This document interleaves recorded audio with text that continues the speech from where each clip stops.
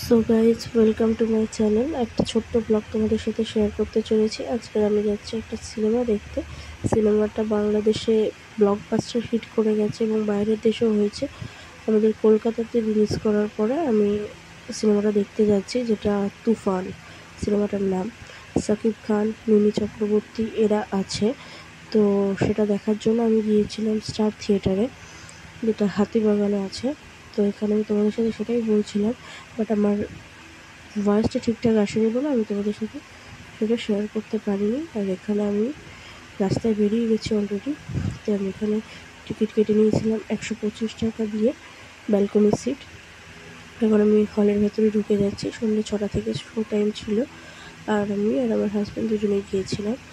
তো মোটামুটি বেশ ফাঁকাই ছিল, হলটা পুরোটাই বলতে গেলে ফাঁকাই ছিল। আমি জানি না আমাদের এখানে এত কম লোক সংখ্যা কী করে দেখছে।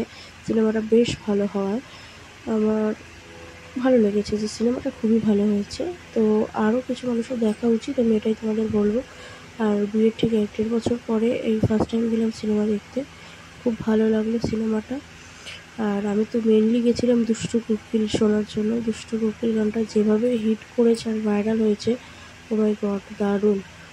আর এখানে শাকিব খানের এন্ট্রিটা আমি তোমাদেরকে দেখাচ্ছি, যে তোমরা দেখো। আর এখানে মিমি চক্রবর্তীর দুষ্টু কোকিল, ও মাই গড, ভাইরাল দিস সং। তো ভালো লাগলে please like, share and subscribe করো চ্যানেলটাকে। আশা করবো তোমাদের ভিডিও ভালো লাগবে। যদি ভালো লেগে থাকে আমি অতি অবশ্যই তোমাদের সাথে ডেলি ব্লগ শেয়ার করবো। তোমরা কেউ কমেন্ট করো, আমাকে জানাও না। আমি ওই জন্য উৎসাহ পাই না তোমাদের সাথে ডেলি ব্লগ শেয়ার করার মতো। আর এই জাস্ট হিরোটাকে কী ভালো লেগেছে, জাস্ট এই দুটো লাইনের জন্য ছেলেটা জাস্ট ফিদা হয়ে গেছি আমি। আর সিনেমাটা বেশ অ্যাকশন মুভি, মোটামুটি শুধু গুলিগালাই চলতে থাকবে এরকমই বেশ। কিন্তু লাস্টে যা মানে টুইস্ট আছে, সেটা ফুল মুভিটা না দেখলে বলা অসম্ভব।